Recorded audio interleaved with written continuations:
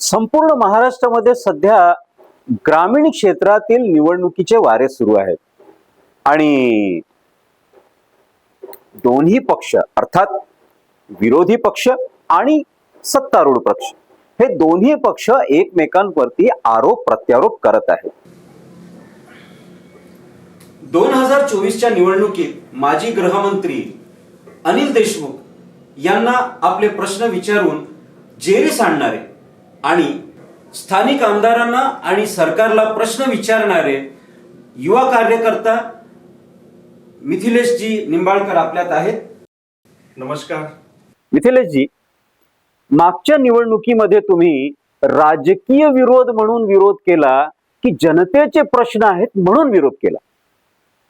खरं तर बघा, हा तुमचा प्रश्न अतिशय महत्वाचा आहे, कारण आमच्या भागातल्या जनतेला सुद्धा कधी काळी हाच प्रश्न पडला होता. त्यामुळे मी नेहमी जेव्हा सभा घेतल्या तेव्हाच याचं स्पष्टीकरण दिलं, कारण सभेच्या आधी आम्ही आमची भूमिका स्पष्ट करायचो. सभेच्या मंचावर स्टेजवर जितके आमचे कार्यकर्ते होते ते विविध पक्षाचे संघटनेचे होते, ते कुठल्याही पक्षाचे नव्हते आणि त्याच्यामुळं आम्ही कुठल्या पक्षाची भूमिका कधीच मांडली नाही.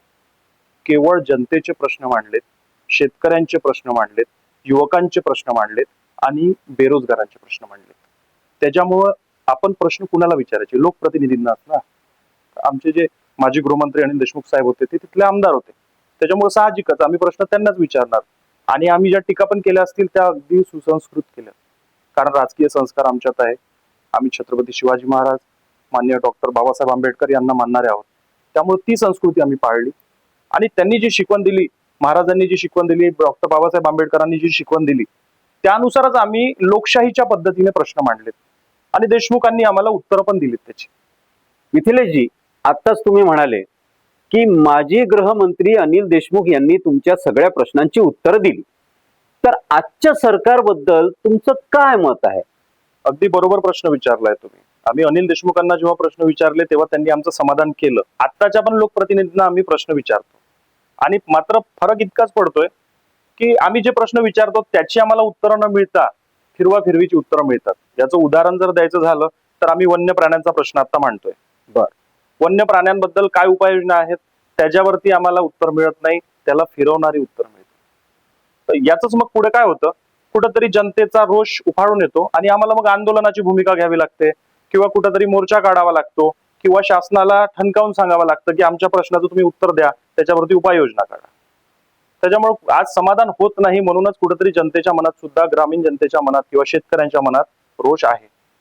तर आता तुम्ही जे म्हणाला त्यावरून मी थोडा एका प्रश्नाकडे येतोय की आता जे स्मार्ट मीटर सगळीकडे लावले जात आहेत, तर ते स्मार्ट मीटर आहेत की स्मार्ट फसवणूक आहे? बघा, शासनाची कुठली पण योजना जी असते किंवा शासनाचा जो कुठला बदल असतो त्यावर आपण आपल्या बाजूने आपण त्याच्यावर अनालिसिस करणं गरजेचं असतं, बरोबर ना. शासन एखादी योजना आणते, मात्र ती राबवण्यासाठी यंत्रणा आणि ती राबवण्यासाठी जे इन्फ्रास्ट्रक्चर असतं ते सुद्धा अवेलेबल असलं पाहिजे. आणि भारताची किंवा महाराष्ट्राची किंवा ग्रामीण भागाची परिस्थिती लक्षात घेता आपली सोसायटी अजून पण स्मार्ट व्हायची आहे आणि आपली सोसायटी जर अजून स्मार्ट झाली नाहीये, शिक्षण क्षेत्राचा अभाव अजूनही ग्रामीण भागात आहे, शाळा बंद व्हायला लागल्या आहेत, ग्रामीण भागात अजूनही मुलं चांगल्या शाळेत जात नाहीत, त्यांच्या पालकांना ज्ञान नाही, तंत्रज्ञान माहिती नाही. आणि जर तंत्रज्ञान त्यांना माहिती नाही तर कसं काय आपण त्यांना स्मार्ट करू शकतो? पहिलं आपण त्याच्यासाठी तयारी केली पाहिजे, पूर्व तयारी केली पाहिजे, त्याच्यानंतर ह्या सगळ्या योजना आपण इम्प्लिमेंट केल्या पाहिजे असं मला वाटतं. स्मार्ट मीटर बसवल्यानंतर हजारो ग्राहकांचे बिल अचानक वाढले आहे काय? बरोबर आहे. ग्रामीण भागामध्ये ही जी कंप्लेंट आहे, ही जी तक्रार आहे, ही ग्रामीण लोकांची आहे. इकडे कुठेतरी शासनाने म्हटलं की शेतकऱ्यांचं आम्ही बिल माफ करतो, कमी करतो, मात्र दुसऱ्या हाताने स्मार्ट मीटरच्या रूपात ते बिल वसूल केलं जात आहे. शेतकरी तंत्रज्ञान, शेतीची अवजारं विजेशिवाय वापरू शकत नाही. बरोबर आहे. परत औद्योगिकरणासाठी सुद्धा वीज महत्वाची असते. जर विजेचे जर दर इतके वाढले असतील तर कुठला उद्योग आपल्या MIDC मध्ये येणार? तसंच आमची काटोलची MIDC जर बघितली तर ओस पडली आहे आणि ओस पडलेल्या MIDCचं परत वाटोळ करायचं सरकारने ठरवलंय. त्याच्यामुळं हे वाटोळ जर होऊ द्यायचं नसेल तर हे स्मार्ट मीटर बंद झालं पाहिजे. तर स्मार्ट मीटर बद्दल आणखी एक प्रश्न की रिमोट कंट्रोल स्मार्ट मीटर असं काही आहे का? बघा, रिमोट कंट्रोलचा जो तुम्ही प्रश्न विचारला त्याच्याबद्दल जर बोलायचं झालं तर लोकांची तक्रार आहे की हे मीटर अतिशय दुप्पटीने चालतं. दुप्पट वेगाने चालतं. बरोबर. त्याच्यामुळे काय होतं की लोकांचं बिल जास्त येतं. ज्यांची बिल आधी 100 रुपये यायची त्यांची बिल 200 रुपये यायला लागली, ज्यांची 350 रुपये त्यांची 700 रुपये यायला लागली. त्याच्यामुळं रिमोट म्हणण्यापेक्षा आपण सरळ सरळ म्हणू की स्मार्ट मीटर अतिशय गतीने फिरतात आणि याचं जे बिल आहे ते जनतेच्या खिशातून वसूल केलं जातं. तर मिथिलेशजी, की ह्या स्मार्ट मीटरचा ग्रामीण जीवनावरती काय परिणाम होईल? बघा, मला याचं जरा विस्तृत उत्तर द्यावं लागेल. ग्रामीण भाग अजूनही पूर्णपणे सुशिक्षित झालेला नाही. बरोबर. पालक अशिक्षित आहेत, मुलं त्यांची शिक्षित आहेत. मुलं शाळेत जातात, पालक घरी असतात किंवा शेतात कामाला जातात. बरोबर ना? मग मला सांगा, जर एखाद्या विद्यार्थ्याची परीक्षा आहे आणि त्यावेळी जर स्मार्ट मीटरचं रिचार्ज संपलं आणि त्या पालकाकडे जर पैसे नसतील, शेतीचा हंगाम सुरू असेल, त्यावेळी जर त्याच्याकडे पैसे नसतील, तर त्या मुलांनी परीक्षा द्यायची नाही का? हा प्रश्न मला सरकारला विचारायचा आहे. त्यांनी परीक्षा द्यायची नाही का? त्यांनी शिकायचं नाही का त्या विद्यार्थ्यांनी? मग तुम्ही नाक दाबून तोंड उघडायची जी पद्धत ही सरकारने चालू केली आहे, ही कुठंतरी मला चुकीची वाटते. ही पद्धतच मला चुकीची वाटते. कारण आज वीज आपण अन्न, वस्त्र, निवारा यासारखी जीवनावश्यक वस्तू झालेली आहे. तुम्ही मोबाईलचं बघा, आधी मोफत मिळालं सगळं, आणि आता बघा रिचार्ज महाग झाले. लोकांना रिचार्ज टाकणं अवघड झालेलं आहे ग्रामीण भागामध्ये. साधे तुमचे ओटीपी असेल, केवायसी असेल, यासाठी लोकांना एकदम म्हणजे जेरीस आणून तुम्ही रिचार्ज टाकायला लावता. तसंच कुठंतरी उद्या स्मार्ट मीटरचं सुद्धा होणार. कितीही किमती वाढल्या, विजेचे दर वाढले, तरी तुम्हाला रिचार्ज करावंच लागणार. हा सरकारचा हेतू आहे असं मला वाटतं. बरोबर. अनेक जण सांगतात की विजेचा वापर कमी आहे पण बिल जास्त येतं. हे खरं आहे काय? आताच मी नक्कीच तुम्हाला आधीच्या प्रश्नातच मी ते सांगितलं की जेवढा तुमचा वापर आहे जुन्या मीटर प्रमाणे, तुम्हाला जेवढं जुन्या मीटर प्रमाणे बिल यायचं त्याच्यापेक्षा तिप्पट दुप्पट बिल या मीटरचं यायला लागले. आताच मला कोणीतरी सांगितलं की त्यांच्या घरचं मीटर त्यांनी जोडलंच नाही, ते केवळ त्यांनी घेऊन ठेवलंय. आधी त्यांचं 100 रुपये जे काही महिन्याचा चार्ज होता तो यायचा त्यांना, पण आता त्यांनी 3 महिन्याचं जरा 300 यायचे बिल त्यांच्याकडे, तर आता 600-700 रुपये बिल आलं. मग याच्यावरनं दिसतंय की बिल कुठेतरी जास्त येतंय, मीटरची स्पीड जरा जास्त आहे, त्याच्यामुळे नक्कीच बिल जास्त येणारच. मित्र हो, 2014 ते 2025 पर्यंत विजेचे दर 100% पेक्षा जास्त वाढलेले आहेत. मिथिलेशजी, याबद्दल तुमचं काय मत आहे? खरंय, अगदी खरंय. असं अनालिसिस आहे, आपल्याकडे कागद आहे अनालिसिसचा. तो वाटल्यास आपण युट्यूबला अवेलेबल करून देऊ, आपल्या चॅनलवरती टाकून देऊ, बघावं. आपण अनालिसिस केलेला आहे, चुकीचं नाही, अगदी बरोबर आहे. सगळं आपण अनालिसिस करून तो डाटा दिलेला आहे. मिथिलेशजी, मला आणखी एक प्रश्न तुम्हाला विचारायचा की सरकार म्हणते की वीज चोरी थांबवण्याकरता ते स्मार्ट मीटर आणत आहे.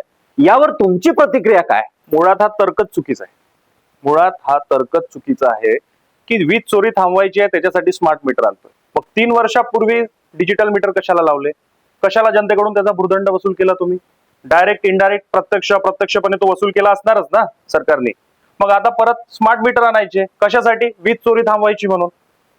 मला सांगा, जखम झाली डोक्याला आणि मलमपट्टी कुठं करतोय आपण? पायाला. असं होतं का? म्हणजे काहीतरी तर्क द्यायची आणि जनतेला परत लुटायचं, ही भूमिका मला मुळातच सरकारची मान्य नाही. मिथिलेशजी, आता स्थानिक स्वराज्य संस्थेचे निवडणुका सुरू आहेत आणि ग्रामीण जनता ही मजूर आहे, शेतकरी आहे, कास्तकार आहे. तर आपल्या शेतकऱ्यांसमोर सर्वात मोठे आव्हान कोणते? बघा, सगळ्यात मोठं शेतकऱ्यांसमोर जे आव्हान आहे ना, ती सरकारची त्यांच्या प्रती असणारी उदासीनता आहे. कारण सरकार शेतकऱ्यांप्रती खरोखर जर बघितलं तर उदासीन आहे. बरोबर ना? सगळ्यात महत्वाचं आणखी नैसर्गिक आपत्ती, ज्याला कोणीही थांबवू शकत नाही. नैसर्गिक आपत्ती हे आता शेतकऱ्यांसमोर मोठं आव्हान आहे. हवामानामध्ये जो बदल होतोय हे सुद्धा शेतकऱ्यांसमोर आव्हान आहे. त्यातच आता आपण घटना ऐकतोय, न्यूजपेपरमध्ये, न्यूजमध्ये चाललाय, वन्य प्राण्यांकडून शेतकऱ्यांना जो त्रास होतो आहे तो त्रास अतिशय नियंत्रणापलीकडे गेलेला आहे. त्याच्यामुळं शेतकऱ्यांसमोर हे नैसर्गिक आव्हान आहे. त्यातच सरकार सुद्धा शेतकऱ्यांकडे लक्ष देत नाही. शेतकऱ्यांच्या तोंडाला पानं पुसण्याचं काम सरकारच्या माध्यमातून केलं जातंय. यामुळे शेतकरी जेरीस आले, त्यांच्याकडे पर्याय उरला नाही. शेतकऱ्यांनी जमिनी विकायला काढल्यात, शेती करणं बंद केली. खरं तर बघा, आपल्या देशावर जे कोरोनाचं संकट आलं, या काळात सुद्धा शेतकरी घरात बसला नाही. जेव्हा की सगळे उद्योग आणि व्यावसायिक आपापल्या घरात आपल्या जीवाच्या भीतीने बसले होते, तेव्हा आपला शेतकरी शेतात राबत होता, कष्ट करत होता आणि आपल्या अर्थव्यवस्थेला तो योगदान देत होता आणि शेतकऱ्यामुळेच आपली अर्थव्यवस्था मजबूत राहिली. खर तर जो कोरोनाचा योद्धा आहे ना, कोरोना वॉरियर आहे ना, तो शेतकरी आहे. आता जर आपण बाजारामध्ये बघितलं ना, तर शेतकऱ्यांना संशोधित आणि उत्कृष्ट जे बियाणं आहेत ते आजही उपलब्ध झालेलं नाही. जे तंत्रज्ञान आहे, जे बाहेरच्या देशातून जे येतंय, जे बाहेरच्या देशात जे बियाणं वापरलं जातं ते आजही आपल्या शेतकऱ्यांपर्यंत येत नाही ना. ब्राझीलची सोयाबीन बघा, त्याचा ऍव्हरेज बघा, त्या सोयाबीनच्या बियाण्याला परमिशन भारतात नाही किंवा इथला शेतकरी लावू शकत नाही. त्याच्यामुळे त्याचं उत्पन्न आपल्या शेतकऱ्याचं कसं वाढणार सांगा तुम्ही. ब्राझीलच्या सोयाबीनचं तेल आपल्याला चालतं खायला, पण आपल्या सोयाबीनमुळं काय होतं, पर्यावरणाला धोका निर्माण होतो.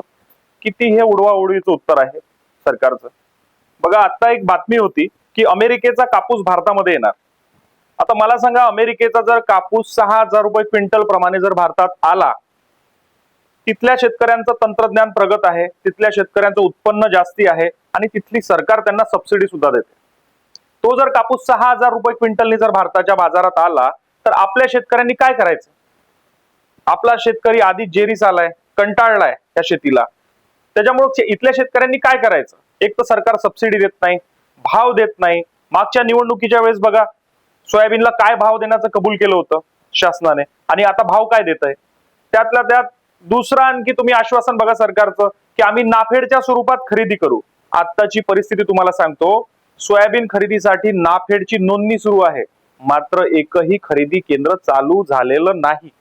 ही वास्तविकता आहे आणि ही वास्तविकता सर्व शेतकऱ्यांना आज माहिती आहे. आणि तेच कापसाच्या बाबतीत होणार.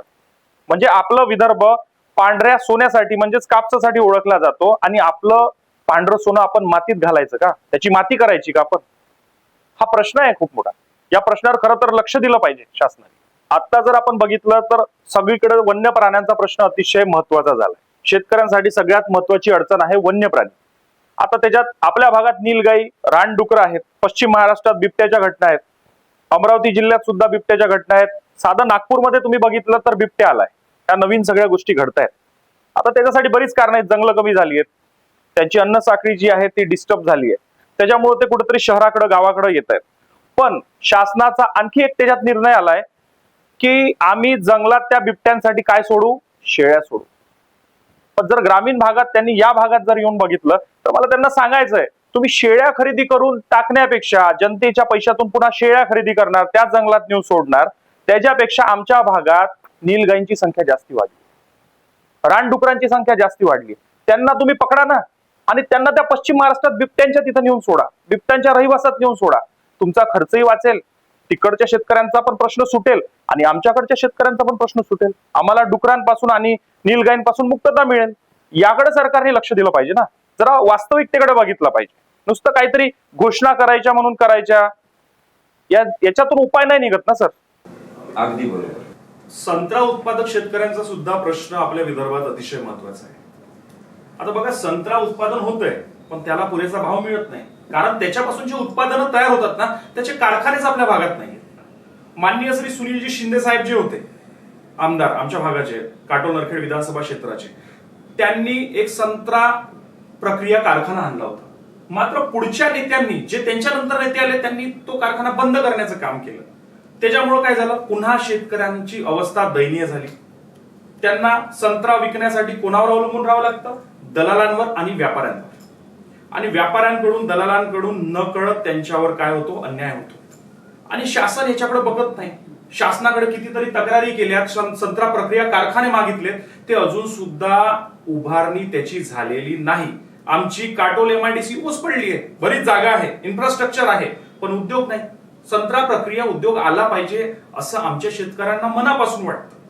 त्यासाठी शेतकऱ्यांनी जागा सुद्धा दिली. त्यासाठी जागेचं अधिग्रहण जेव्हा झालं तेव्हा शेतकऱ्यांनी विरोध त्याला केला नाही.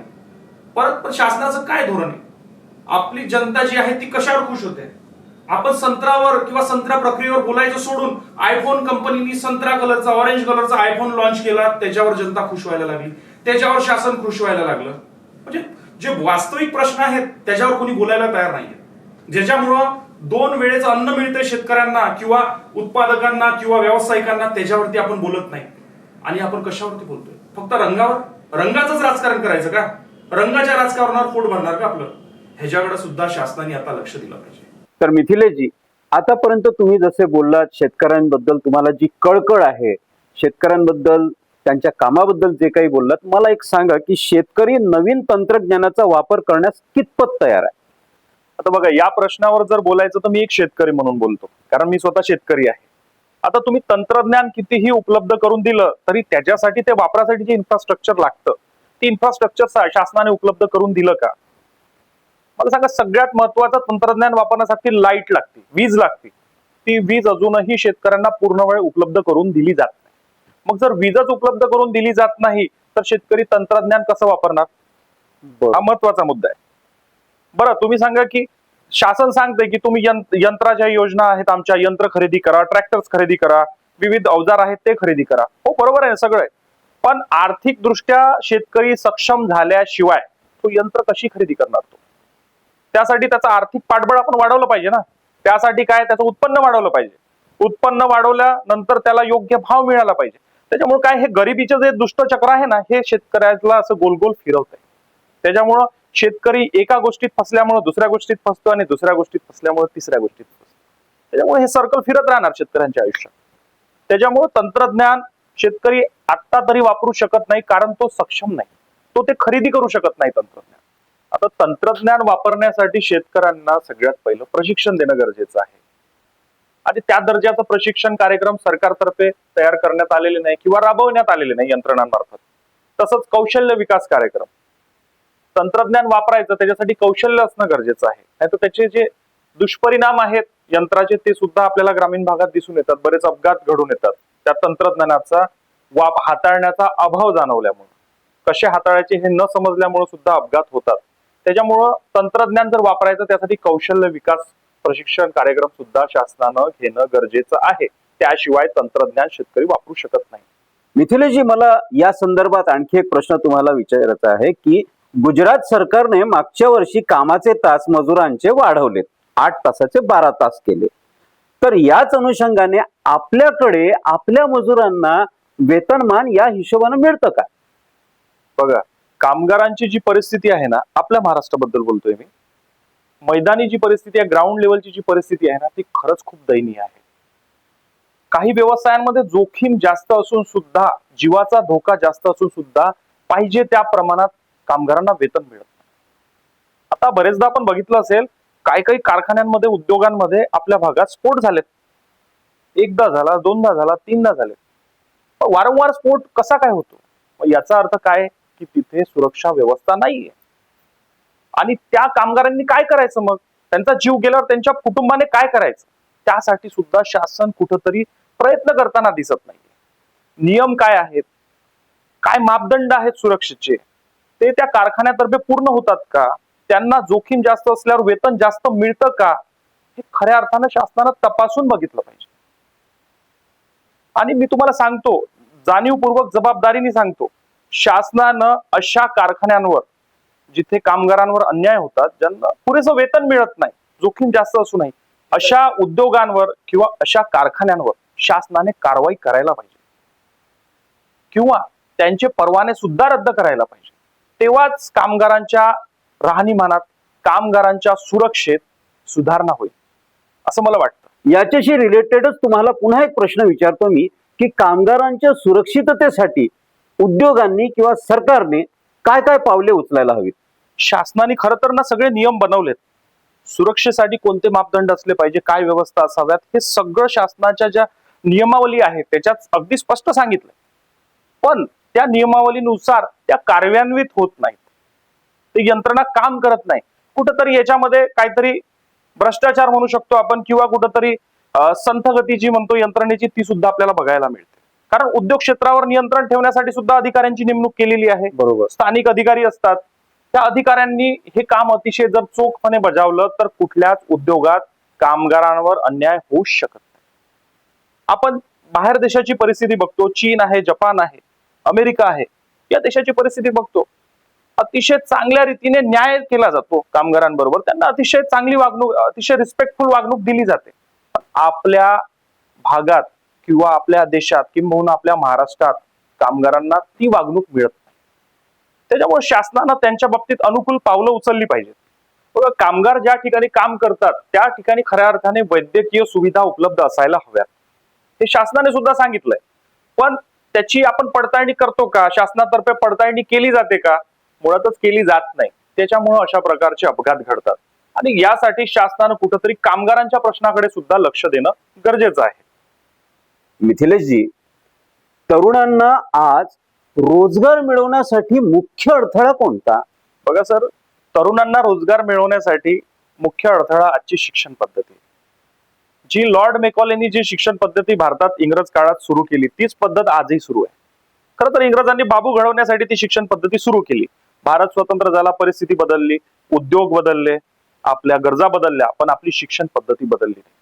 त्यातच सरकारी शाळा बंद पडल्या, कॉलेजेस बंद पडले, शासनाकडून कौशल्य विकासाचे कार्यक्रम घेतले जात नाही, प्रशिक्षण कार्यक्रम घेतले जात नाही आणि तरुणांना सांगितलं जातं की तुम्ही रोजगार स्वतः निर्माण करा. कसं करणार रोजगार निर्माण?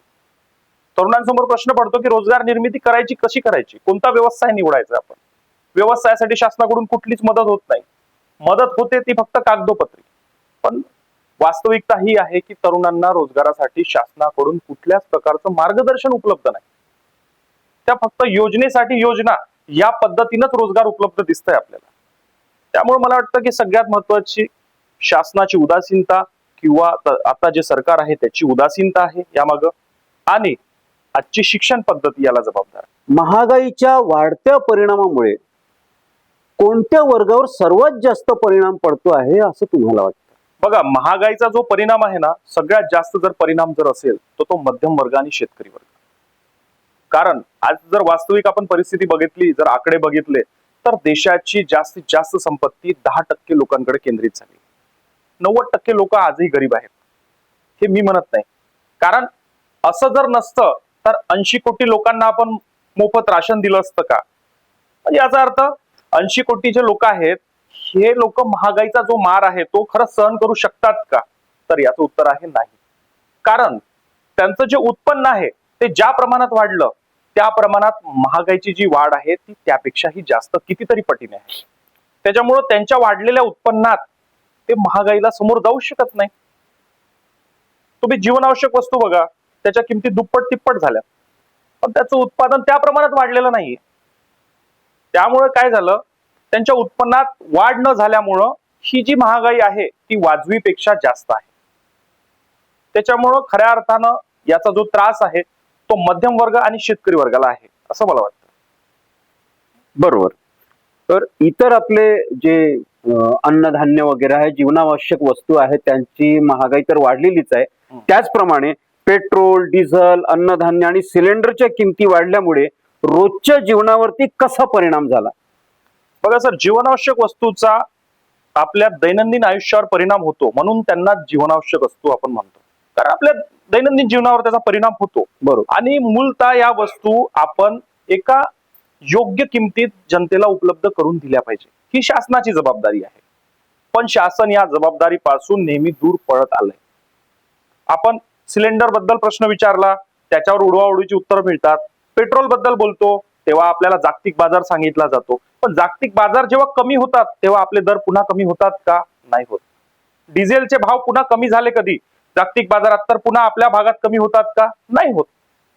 मग जेव्हा सरकारला आपण हे प्रश्न विचारतो की पेट्रोल, डिझेल किंवा गॅस असेल, LPG असेल, याचे भाव वाढले आहेत, त्याच्यावर तुमचं उत्तर काय?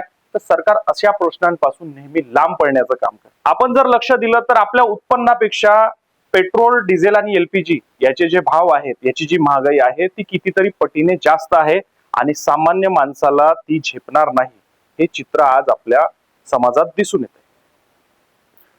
मिथिलेशजी, ही सरकार आपल्याला महिला सुरक्षिततेबद्दल बरंच काही बोलते. मला सांगा, आपल्या काळात महिलांना सुरक्षिततेबाबत सर्वात मोठी चिंता कोणती?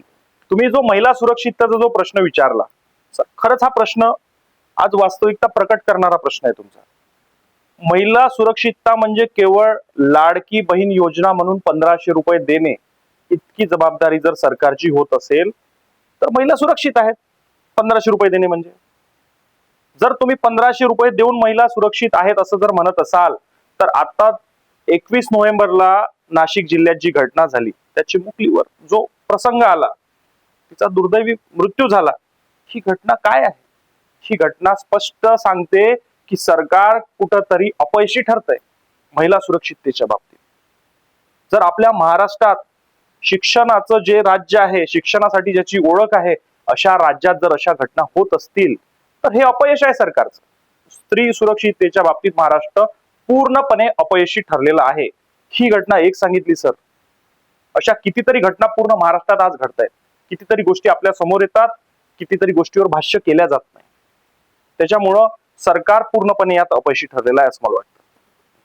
मिथिलेशजी, आपली सरकार सातत्याने विद्यार्थ्यांकरता नवनव्या शैक्षणिक धोरण आखत आहे, नवीन शैक्षणिक पद्धती आणत आहे, डिजिटल इंडियाकडे आपण वळतो आहे. तर याचा परिणाम मुलांच्या शैक्षणिक धोरणावर आणि भविष्यावर काय पडेल, याबद्दल तुमचं काय मत आहे? बघा सर, याच्याबद्दल माझं मत जरा वेगळं आहे. कारण शासनानं सर्वात पहिलं तर काय केलं की सरकारी शाळा बंद केल्या. त्याच्यामुळं जो ग्रामीण भागातला जो विद्यार्थी आहे तो कुठेतरी शिक्षणापासून वंचित राहतो, किंवा जो पालक गरीब आहे, ज्याला मुलाला शिकवायची इच्छा आहे पण तो सरकारी शाळा बंद झाल्यामुळं खाजगी शाळेत मुलाला टाकू शकत नाही, खाजगी शाळेत मुलाचा प्रवेश घेऊ शकत नाही, तर त्या पालकानं काय करावं? त्याच्याकडे दोनच पर्याय उरतात. त्यांनी कुठून तरी कर्ज काढून मुलाला शिकवावं, किंवा सरळ त्याला शाळेतून बाहेर काढावं आणि शेतीच्या कामाला लावावं. त्याच्यामुळे हा मुद्दा कुठेतरी वादग्रस्त आहे असं मला वाटतं. त्याच्यातच सरकारने आता नवीन एज्युकेशन पॉलिसी आणली, एनईपी आणली. आता एनईपी आणली, सगळं व्यवस्थित आहे, पण एनईपी लागू करण्याआधी त्याला जे इन्फ्रास्ट्रक्चर लागतं ते सरकारने आधी उपलब्ध करायचं होतं. त्याची पुस्तकं मिळतील का मार्केटमध्ये व्यवस्थित? त्याच्यासाठी लागणारा जो विद्यार्थी वर्ग आहे तो खरंच त्याच्यासाठी तयार आहे का? त्याच्यासाठी जो प्राध्यापक वर्ग आहे तो तयार आहे का? किंवा मुबलक प्राध्यापक आहे का? हे बघणं आवश्यक होतं. कारण आता तुम्ही वृत्तपत्रात किंवा न्यूज मध्ये बघत असाल की बऱ्याच बातम्या आल्यात, आपल्या महाराष्ट्रातील विद्यापीठांचा दर्जा घसरलाय, राष्ट्रीय जे मूल्यांकन आहे त्याच्यामध्ये. याचं कारण एक आहे की आपल्याकडे प्राध्यापकच उपलब्ध नाहीत.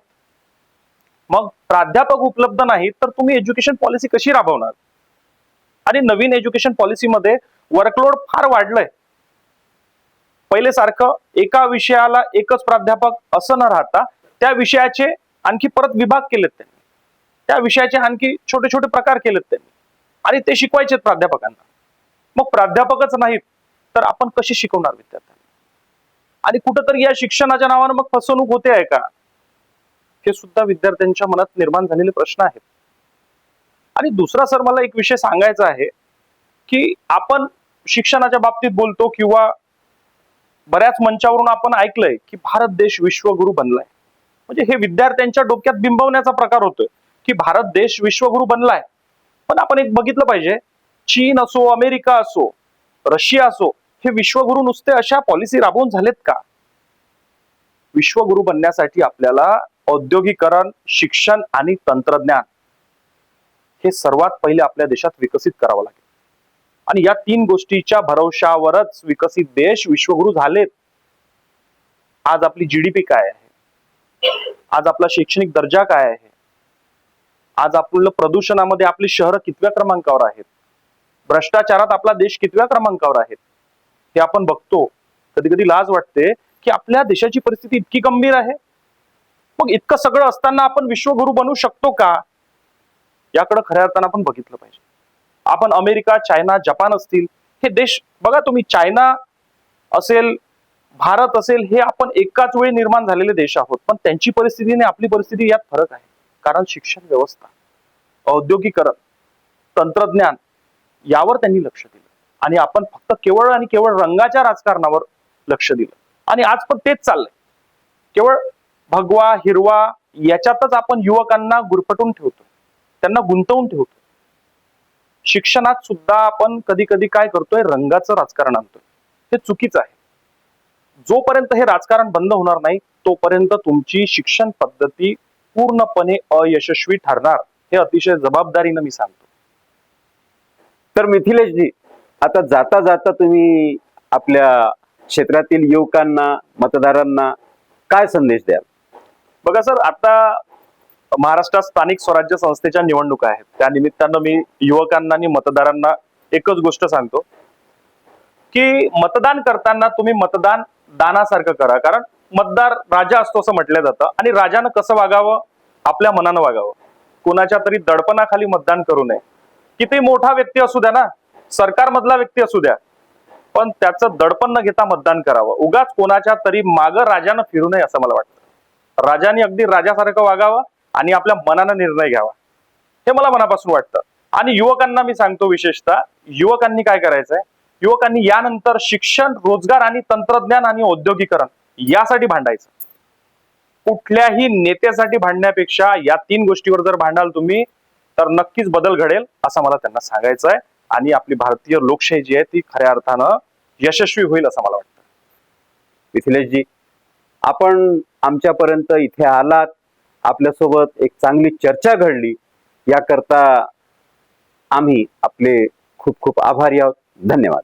धन्यवाद.